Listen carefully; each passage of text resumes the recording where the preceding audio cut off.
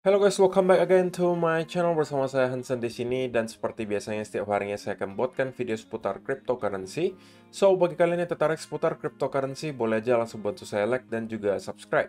Jangan lupa juga untuk hidupkan lonceng notifikasinya supaya kalian nggak ketinggalan update terbaru seputar cryptocurrency. Oke, pada hari ini guys, kembali kita akan bahas seputaran Bitcoin dan seperti biasa kita bakalan mulai dari market cap terlebih dahulu. Per hari ini secara global market cap crypto berada di angka 1,18 triliun dolar atau turun sekitar 0,27%. Nah, Bitcoin sendiri di angka 28.100-an, Ethereum 1.800, BNB 316, XRP 0,53, Cardano 0,37, Dogecoin 0,074, Polygon Matic 1,09 dolar, dan Solana berada di urutan ke-10 dengan harga 20,51 dolar. So, per hari ini kita melihat market dalam keadaan yang mix, bagian ada yang hijau, ada juga yang merah, walaupun kenaikan dan penurunannya nggak terlalu signifikan, hanya kurang lebih 0,sekian% hingga kurang lebih 2%, dan menjadikan XRP hari ini sebagai top performer dengan kenaikan 1,22% menuju 0,53 dolar. So, itu adalah outlook sementara dari beberapa top coin yang ada. Sekarang kita masuk dulu ke beberapa berita dan data terbaru hari ini. Nah, untuk teman-teman yang nggak tahu, kemarin itu kita mendapatkan beberapa data ekonomi yang cukup penting dari Amerika Serikat, yaitu adalah data GDP dan juga ada initial jobless claim. Nah, kedua data ini menunjukkan sebenarnya hal yang positif menurut saya untuk stock market dan juga cryptocurrency. Pertama, data GDP itu menurun, oke, alias kita melihat produksi barang dan jasa di Amerika Serikat itu udah start untuk drop, dan itu bisa jadi menunjukkan bahwa demand di Amerika juga udah start untuk drop. Demand di sana drop, otomatis itu akan berpengaruh ke tingkat inflasi. Yang kedua juga adalah initial jobless claim, atau orang-orang yang baru saja mendaftarkan diri bahwa mereka baru saja menjadi pengangguran atau di PHK. Dan ada sekitar 198.000 orang yang ngeklaim initial jobless. Dan ini lebih banyak daripada prediksinya yang 196.000. Jadi ini sekali lagi menunjukkan bahwa harusnya dalam beberapa bulan ke depan kita juga bakalan melihat tingkat pengangguran di Amerika Serikat itu step by step itu meningkat. Ketika tingkat pengangguran atau unemployment rate itu step by step meningkat, kemudian kita melihat demand-nya menurun, ya kan? Inflasinya menurun, sekali lagi itu akan mempercepat the Fed untuk mungkin mempertimbangkan seputaran pivot atau cut rates. Dan ketika kita mendapatkan ada rumor cut rates, yaitu biasanya adalah sebuah suntikan sentimen positif untuk market. Bukan ketika cut rates ya guys, tapi baru rumornya saja kalau misalnya sudah dibicarakan seputaran cutting rates, itu biasanya market bakalan bereaksi ke arah yang sangat positif, terutama di stock market, dan ketika stock market performanya oke, ya kita mungkin bisa melihat cryptocurrency juga melakukan hal yang sama.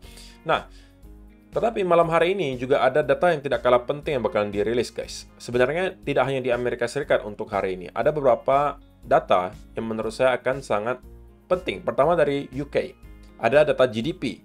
Dari Jerman, ada data tingkat pengangguran. Dari area Euro, ada data core inflation rate atau data tingkat inflasi. Dan juga di pukul 19.30 waktu Indonesia Barat, ini adalah highlight utamanya. Core PCE Price Index year on year, dan juga PCE Price Index dari Amerika Serikat.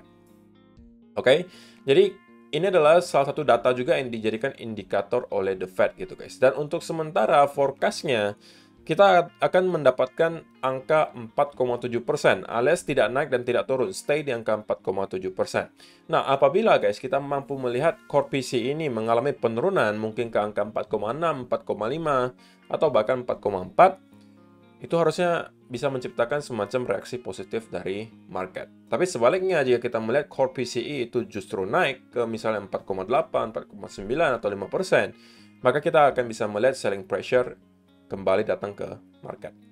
Jadi untuk teman-teman yang pengen nonton tontonan menarik di chart, mungkin nanti malam pukul 19.30 waktu Indonesia Barat adalah saat yang tepat. Gitu ya. Yang berikutnya, alasan kenapa hari ini kita juga akan mungkin melihat volatility. Selain ada core PCE price index tadi, hari ini kita juga akan mendapatkan Bitcoin option expiry sebesar 4,2 billion dollar guys. Dan angka ini sangat jarang kita lihat. Rata-rata kita lihat paling cuma ratusan juta dolar atau bahkan sampai 1 billion dollar kurang lebih. Tapi yang kali ini 4,2 miliar dolar. Jadi kita bakalan melihat para whales itu bakalan bertarung abis-abisan gitu ya untuk mendorong ke harga yang mereka mau supaya mereka bisa memenangkan optionsnya. Oke, jadi sekali lagi ini akan menjadi salah satu penyebab kemungkinan kita hari ini bakalan melihat volatility. Jadi untuk teman-teman yang masih mempunyai posisi terbuka, terlebih lagi short term position, ya pastikan kalian sudah aware akan ada hal ini. Oke, kalau misalnya kalian mempunyai posisi yang terbuka dan stop loss kalian terlalu dekat, ya kalian harus mungkin mengevaluasi apakah kalian perlu untuk close posisi tersebut, apakah kalian perlu menggeser stop loss kalian ke arah entry, atau apapun lah. Yang intinya mempersiapkan diri kalian untuk menghadapi volatility nanti malam. Gitu ya. Selain itu ada berita baik dari China. Kali ini bukan mainland China-nya ya guys ya, tapi dari Hong Kong. From this June, Hong Kong officially allows institution and private investors to buy cryptocurrency. The same people that were restricted to participate in the stock market are now allowed to buy crypto. Beautiful. Jadi di Hong Kong nanti pada bulan Juni, secara resmi akan diperbolehkan para institusi atau private investor untuk membeli cryptocurrency. Oke, jadi sedikit demi sedikit kita melihat daerah China mulai sedikit melakukan U-turn ya guys, yang awalnya sangat kontra terhadap cryptocurrency, tapi lambat laun sepertinya ini sudah mulai melunak. Bahkan sekarang Hong Kong sudah segera gitu ya akan officially memperbolehkan para institusi atau private investornya itu berinvestasi di cryptocurrency. Ya walaupun belum sekarang ya guys, tapi ini adalah sebuah step yang baik, dan bulan Juni itu nggak lama lagi guys. Kita sekarang sudah hampir masuk ke bulan April. Jadi kurang lebih ya kita bisa anggap 2-3 bulan lagi kita bakal melihat hal ini terjadi. Oke. Jadi sekali lagi, terlepas dari apapun yang terjadi di harga Bitcoin guys, kalian perlu lihat apa yang sedang terjadi di belakang layar. Oke. Dari segi data on-chain-nya, dari segi tingkat adopsinya, semua masih menunjuk ke arah yang bullish. Ya walaupun untuk short term kita ya bisa katakan oke lah, kita mungkin ada senario di mana kita masih bisa membuat lower low baru, atau misalnya kita akan drop lagi ke 10.000, 9.000. Saya tidak pernah menutup kemungkinan senario tersebut terjadi, guys. Tetapi bagi saya justru kalau sampai hal itu terjadi, itu adalah kesempatan lebih baik lagi bagi saya untuk membeli gitu. Karena sekali lagi bagi saya, ketika saya awal masuk ke Bitcoin, memang tujuan utamanya adalah untuk investasi jangka panjang. At least lah guys, at least 4-5 tahun ke depan. Oke? Dan kalau misalnya short term kita melihat koreksi, ya itu saya jadikan justru sebagai peluang untuk kembali masuk ke market. Oke? Jadi ini adalah sebuah berita baik yang kita dapatkan hari ini. Berita yang kurang baik itu datang dari TJ Market. Tapi ini mungkin harus kalian double check benar apa enggak gitu ya, bahwa hari ini gitu ada berita White House urges all US citizens to leave Russia immediately. Jadi hari ini pemerintahan Amerika Serikat itu meminta gitu ya, meminta semua masyarakat atau orang Amerika yang sedang berlibur atau mungkin tinggal di Rusia untuk segera gitu ya, untuk segera meninggalkan Rusia. Pada tanggal 23 Januari 2022, hal yang sama juga pernah terjadi. Tapi pemerintah Amerika pada saat itu meminta masyarakat mereka atau orang-orang yang tinggal di Ukraina untuk segera meninggalkan Ukraina, karena mungkin punya info dari intelijen bahwa akan ada terjadi invasi dari Rusia. Dan sebulan setelah pengumuman tersebut terjadi, Rusia itu menginvasi Ukraina. Jadi selang 1 bulan dari Januari ke Februari. Nah, hari ini si Amerika meminta masyarakat atau orang-orang Amerika intinya untuk meninggalkan Rusia secepatnya. Nah, tentunya timbul kontroversi gitu. Apakah ini berarti akan ada invasi ke Rusia?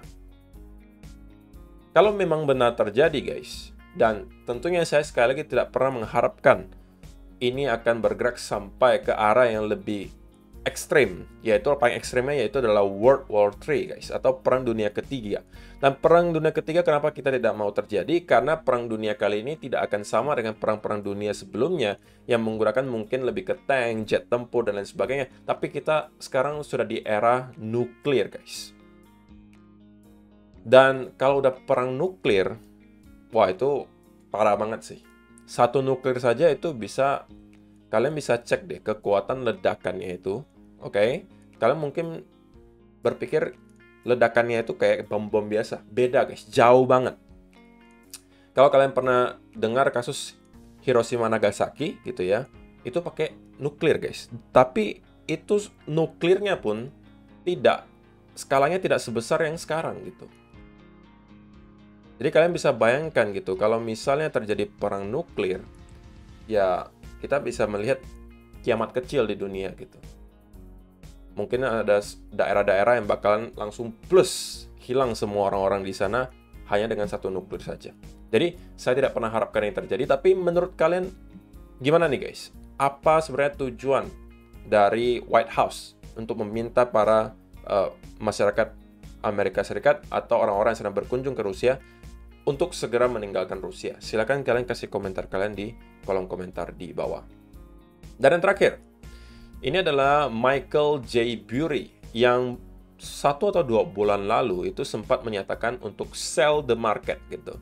Dan ini adalah orang yang sangat terkenal karena pernah melakukan short dan kaya raya dari short tersebut di tahun 2008. Jadi prediksi dia benar. Pada saat itu ada crash terjadi di Global Financial Crisis di tahun 2008. Dan di 1-2 bulan yang lalu, dia juga tweet bahwa menyuruh orang untuk sell gitu. Ini adalah tweetnya di sini. Sell. Ini di tanggal 1 Februari, guys. Dan hari ini, di tanggal 30 Maret, dia bilang, I was wrong to say sell. Jadi dia bilang, ya saya mengakui saya salah gitu untuk menyatakan bahwa kalian harus menjual. Nah, saya nggak tahu nih, apakah ini akan justru menjadi indikasi bahwa kita justru akan kembali down, ataukah kali ini si Michael J. Burry akan benar lagi bahwa kalian harusnya tidak menjual sekarang karena kemungkinan market akan rally. Oke, tapi saya sangat respect ya bahwa dia mengakui kesalahan dia. Kalau dia merasa salah, dia akui, daripada orang-orang yang sudah tahu dia salah tapi masih ngeyel, ngotot, dan tidak mau mengakui kesalahannya gitu. Jadi saya masih respect terhadap si Michael J. Burry. Oke, jadi itu adalah beberapa data dan berita hari ini yang pengen saya sampaikan untuk kalian guys. Sekarang kita masuk ke chartnya Bitcoin, dan ya saya pengen mulai langsung dari 1 hour chart saja. Secara overall sebenarnya tidak banyak yang bisa saya bawakan untuk perubahan hari ini guys. Kenapa? Karena bagi saya sekarang sekali lagi Bitcoin masih berada di no trading zone untuk saya.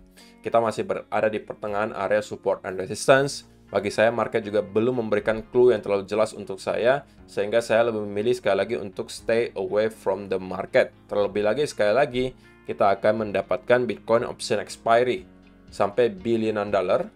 Yang kedua juga akan ada data Core PC Price Index nanti malam. So kita bisa melihat pergerakan yang cukup zigzag di market, dan bagi saya itu tidak worth it untuk di trade.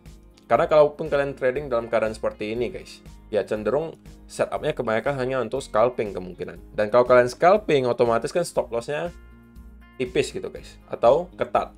Nah kalau stop lossnya ketat, ketika kita mendapatkan ada data-data seperti Core PCE dan juga ada Bitcoin option expiry yang cukup besar, itu bisa akan dengan mudah terkena gitu. Maka bagi saya mungkin lebih memilih stay away from the market terlebih dahulu gitu ya. Dan sekali lagi untuk teman-teman yang masih nekat gitu mungkin mau trade, saya lebih sarankan untuk sekali lagi teman-teman mungkin harus menunggu dia untuk kembali nge-retest ke area trendline di sini sebelum teman-teman mungkin mau consider untuk kembali melakukan long gitu ya. Untuk sekarang saya rasa ini adalah satu setup yang mungkin bisa kalian tunggu. Tetapi jika kita tidak melakukan hal tersebut gitu ya, dan misalnya justru kita drop di bawah trendline ini dan kemudian membuat ada bearish continuation pattern berupa bear flag. Kalau ini kan versi bullishnya guys. Ada rally, bull flag, naik. Ini drop, bear flag, drop. Sama, kalau misalnya kita juga melihat hal yang serupa terjadi, teman-teman juga bisa mendapatkan kembali sell setup berikutnya untuk menargetkan mungkin ke sekitaran area 25.000 dolar. Oke, tapi sebelum beberapa senario tersebut terjadi, saya lebih memilih untuk stay away from the market terlebih dahulu. Nah, kalau kita bicara soal time frame yang lebih besar gitu ya, di time frame daily, maka sekali lagi kita harus tetap skeptis guys. Selama Bitcoin masih bertahan di sekitaran area 28 sampai 30.000 ini, kita belum bisa membantah fakta bahwa Bitcoin sekarang kesulitan untuk mampu break di atas major resistance. Oke, yang namanya major resistance tentunya untuk probability-nya adalah lebih tinggi bahwa kita akan mendapatkan rejection ke bawah. Tapi tentunya itu juga adalah asumsi. Kita perlu yang namanya trading plan juga kalau memang teman-teman mau melakukan short gitu. Tapi kalau long untuk swing sekarang saya sangat tidak sarankan, kecuali teman-teman dapatkan harga yang lebih baik. Mungkin di sekitaran 25 ribuan, atau kalau misalnya mau short term trade adalah yang tadi, teman-teman tunggu dia kembali nge-retest ke area trendline yang di sini. Oke, ini untuk short term trade saya rasa. Tetapi kalau untuk swing, saya prefer mungkin teman-teman untuk menunggu di sekitaran area 25 ribuan lagi. Oke, kalau misalnya dapat setup di sana mungkin bisa coba. Atau yang kedua, senario kedua, kita bisa mendapatkan push sampai di atas 30.000 dolar. Dan dari sini teman-teman tinggal menunggu lagi konsolidasi berikutnya. Mungkin seperti yang teman-teman lihat di sini. Oke. Atau kalau kita ambil contoh mungkin seperti apa ya? Yang di sini ya. Nah, konsolidasi seperti ini, ya kan? Atau misalnya konsolidasi seperti ini. Baru dari sana teman-teman kembali masuk ke market dan mungkin bisa menargetkan ke sampai 40 atau 50.000 dolar. Gitu ya, tapi itu untuk long swing. Tapi kalau misalnya teman-teman mau cari swing short gitu ya, swing short, ya mungkin sekarang kalian bisa dikategorikan sedikit melawan momentum, tapi ya kita nggak bisa menutup kemungkinan bahwa ada saja kemungkinan senario di mana kita hanya mendapatkan rally di sini, kemudian akan drop membuat low baru. Nah, indikasi pertamanya adalah mungkin gitu ya, mungkin kita akan mendapatkan semacam sell off. Disertai ada bearish continuation pattern. Nah, ini mungkin bisa teman-teman manfaatkan untuk swing short gitu. Menargetkan minimal ke area trendline di sini. Oke. Kalau ini break lagi, tentunya ini adalah pertanda bahwa kemungkinan besar kita bisa aja kembali ke area low terakhir di 15 ribuan atau bahkan kita akan jebol di bawah ke lower low yang baru. Oke. Jadi in the end of the day, simpelnya begini guys, kita tidak mencoba untuk mendahului market. Kita cuma akan bereaksi terhadap apa yang market kasih ke kita. Kalau market kasih clue ke kita bahwa habis ini mereka bakalan naik, atau habis ini mereka bakalan turun, baru dari sana kita ambil posisi. Jangan teman-teman coba tebak dari sini, wah habis ini saya rasa sih bakalan turun nih kok. Atau habis ini saya rasa bakalan naik. Nah, kalau misalnya sudah ada statement seperti itu, maka kalian trading hanya berdasarkan feeling kalian. Tapi tidak ada setup, tidak ada alasan yang mendasari. Oke? Kalau kalian yang super agresif, ya mungkin bisa menggunakan ini sebagai setup double top gitu. Tapi itu pun baru akan valid ketika kita drop di bawah neckline-nya. Ini mungkin teman-teman bisa coba. Kalau memang yakin sekali bahwa kita hanya mendapatkan rally dan kemudian akan drop kembali ke lower low yang baru. Tetapi sebelum semua setup itu tervalidasi, teman-teman jangan sampai terlalu agresif masuk ke market karena kalian bisa kehilangan banyak uang ketika trading dalam keadaan market yang choppy seperti ini. Oke? Yang paling membuat trader sering kehilangan uang itu adalah memaksa trading ketika keadaan market seperti ini, guys. Oke? Seperti ini. Seperti ini. Paksa trading. Padahal udah tahu keadaan market lagi choppy gitu. Zigzag, sulit untuk ditebak. Tidak ada arah yang menentu. Tapi masih aja dipaksa untuk trade gitu. Dan itu tidak bijak gitu. Salah satu indikator juga yang menentukan apakah kalian akan sukses atau tidak ketika kalian trading, itu adalah apakah kalian bisa sabar gitu, menunggu setup yang kalian mau. Kalau tidak, cepat atau lambat kalian bakalan masuk ke setup yang harusnya tidak kalian masukin, dan itu bisa menjadi sebuah hal yang akan membuat kalian loss besar atau bahkan margin call. Jadi sekali lagi guys, kalau misalnya merasa belum yakin untuk masuk ke market, tidak ada kewajiban kalian setiap hari berada di market, stay away from the market dulu, tunggu nanti clue berikutnya datang, baru kita ambil lagi trade berikutnya. Oke, so itu aja untuk video hari ini guys. Terima kasih yang sudah menonton sampai selesai. See you in the next video. Bye-bye.